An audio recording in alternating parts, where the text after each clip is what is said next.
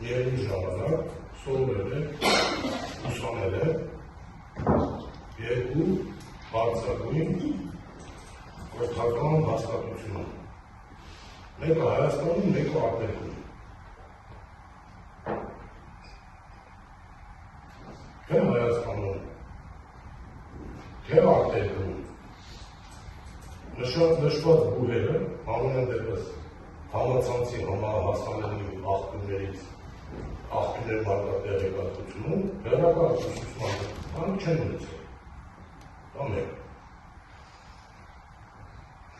Անձը միաժամանակ երկու տարբեր բարձրագույն կրթություններ է ստացել, ըստ իր ներկայացած փաստաթղթերի, մեկը մասնավորապես Վանաձորում գտնվող մի մասնավորությունից, մյուսը Լենինի անվան Մոսկվայի պետական բանկավարժական համալսարանում։ Ըստ ներկայացված փաստաթղթերի, այդ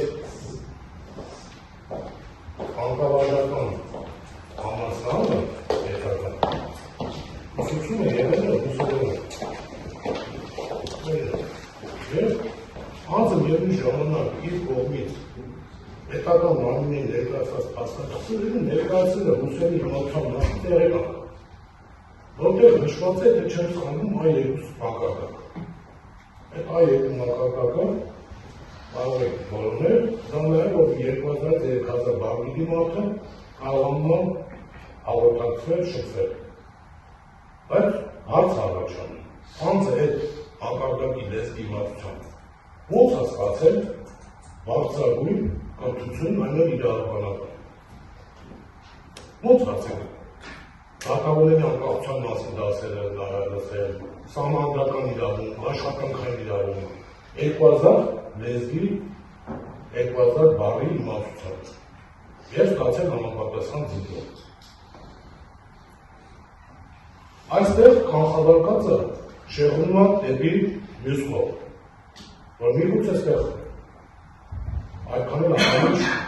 այնպես չի, ինչպես ներկայացված է։ Հետևաբար, այս մի քանիսը նշեցի, նաև նշեմ, որ ըստ միտեղ ներկայացված փաստաթղթերի, էլի բաց հակառակային աղբյուրներից եմ ասում,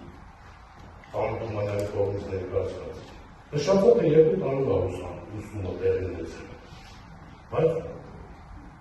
թե Հայաստանում, թե Ռուսաստանում,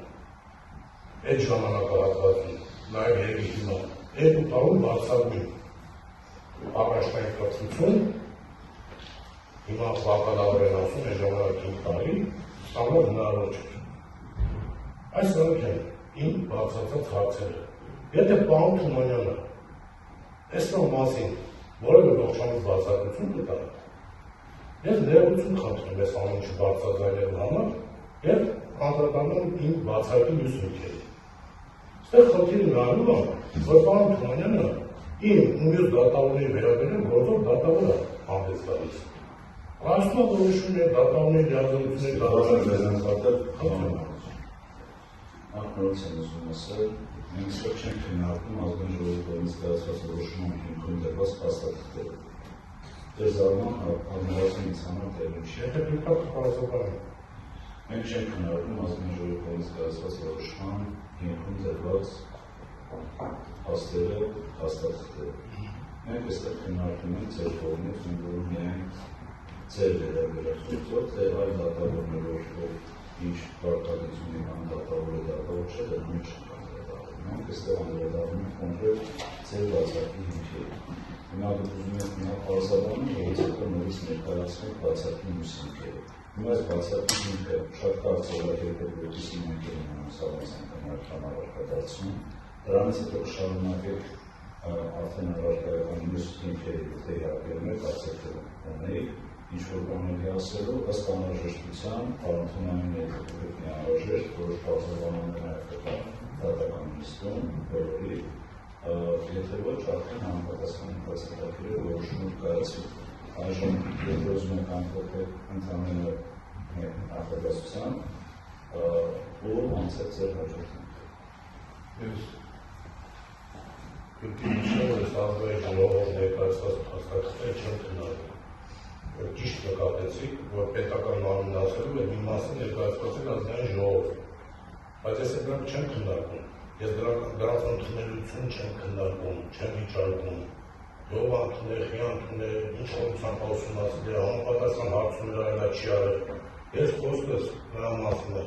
Ես ասեցի բացակի իրավունք ունեմ։